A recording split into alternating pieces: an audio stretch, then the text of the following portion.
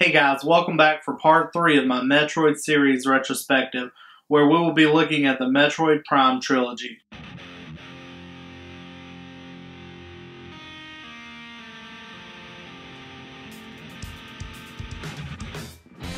We're getting older now, but we all remember the video games that mean the most to us, from Earthbound to Zelda and everything in between.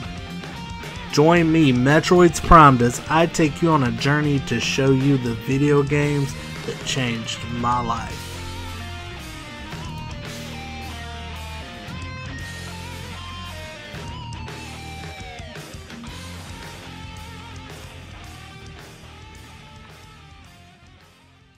The Metroid Prime Trilogy actually takes place between the original Metroid and Metroid 2 Return of Samus. And the original Metroid Prime almost didn't get made. In 1999, Texas developer Retro Studios took on not one, not two, not three, but 4 different GameCube projects all at once. Nintendo was unhappy with the progress at the time and sent legendary Nintendo producer Shigeru Miyamoto to the Texas development studio to check on the progress. And one by one, Miyamoto actually canceled each project by Retro Studios. One thing that really impressed Miyamoto was a first-person shooter engine that Retro Studios had developed. And it was actually his suggestion that Retro Studios use this engine to create a brand new Metroid game. In Metroid Prime's last 9 months of development, Retro's staff worked 80 to 100 hour work weeks to meet the deadline that Nintendo had imposed. And on November 17th, 2002, we got one of the greatest Metroid games ever created.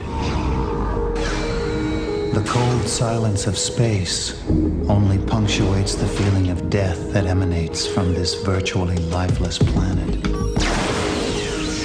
Only one thing is alive and well here. Evil. And it must be destroyed, decimated, exterminated.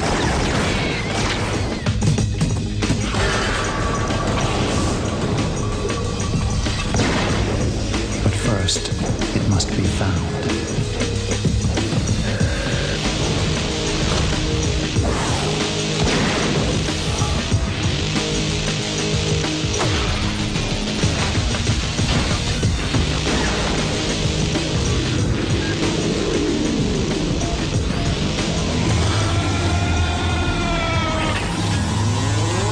Metroid Prime was a controversial game at the time because the series went from a side-scrolling platformer to a first-person shooter, or as Nintendo called it, a first-person adventure game. The game took many aspects of the original series, power-ups, exploration, and wove them almost seamlessly into a first-person shooter. The story begins as Samus intercepts a distress signal from the space pirate frigate Orpheus, whose crew has been slaughtered by their own genetically mutated subjects. At the heart of the ship, Samus encounters the Parasite Queen. She kills it, it falls into the reactor, and destroys the ship. And as Samus is escaping, her power suit is destroyed, and she encounters Meta Ridley, a robotic version of her old nemesis. She follows Ridley to a planet called Talon 4. On Talon 4, Samus discovers Kozo ruins. And in the ruins, Samus discovers that the planet was hit many years prior to her arrival by a meteor. And the meteor contained a substance known to the space pirates and the Kozo as Phazon, and it also contained a creature known as the Worm. The Kozo built a temple to seal the meteor impact site, and over Samus's adventure she finds the 12 artifacts to unlock the temple, as well as a special Phazon power suit. At the heart of the crater, Samus encounters creature known as the Metroid Prime. She kills the beast, but as it's dying, it absorbs Samus's Phazon power suit. And at the end of the game, if you've collected 100% of the items, you'll see a special cutscene where the Metroid Prime actually reconstructs its body using Samus's suit, creating Dark Samus, the antagonist of Metroid Prime 2 Echoes and Metroid Prime 3 Corruption. Metroid Prime was critically acclaimed, and it won several Game of the Year awards. And it actually sold over 1 million units in the United States alone. It was so good, in fact, that Nintendo actually asked Retro Studios to start work on a sequel to Metroid Prime. And on November 15, 2004, we got just that.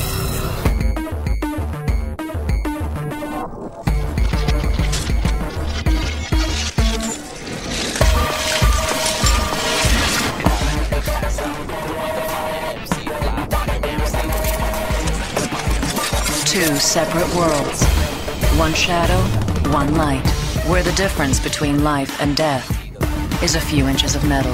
Metroid Prime 2 echoes. Metroid Prime 2's story takes place on a planet called Ether, and several decades before Samus's arrival, a phazon meteor hit planet Ether, and a race known as the Luminoth inhabit the planet. When the phazon meteor hit Ether, it split the world into two different dimensions. The light world, which the Luminoth inhabit, and then the dark world, which a race known as the Ing inhabit. And this planet is slowly starting to be corrupted by the phazon. The Ing have stolen the light of Ether, the power source for the planet, and Samus is charged with the task of finding the three parts of the light of Ether and saving the planet before it completely becomes corrupted by phazon. During the story, you encounter Dark Samus several times, and it becomes clearly evident that she's behind the phazon corruption on the planet. After collecting all three pieces of the light of Ether, Samus enters the Ing's Sky Temple and fights the Ing's Emperor. After destroying him, the Dark World starts to collapse, and as Samus is trying to escape, her path is blocked by horribly altered and unstable Dark Samus. After a fight to the death, Samus wins, and the Dark Dimension collapses around her. If you beat this game 100%, just like in Metroid Prime, you see a cutscene at the end, where the Metroid Prime starts to reform itself. This game was met with critical acclaim as well. It was a lot harder than Metroid Prime was, and it wasn't as commercially successful. It only sold about 800,000 copies worldwide. The game did have enough success to warrant another sequel, Metroid Prime 3 Corruption, which would be the finale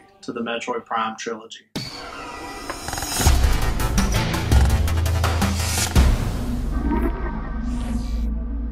She can feel it changing her.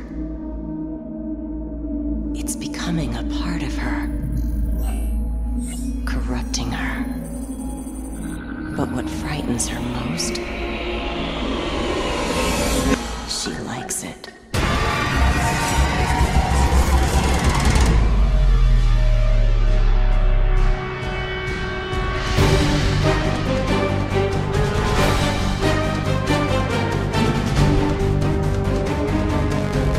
Our situation doesn't look good. The pirate attack has knocked out our generators and disabled the planetary defense system. Be on the lookout for other hunters. They're here to help you accomplish this mission.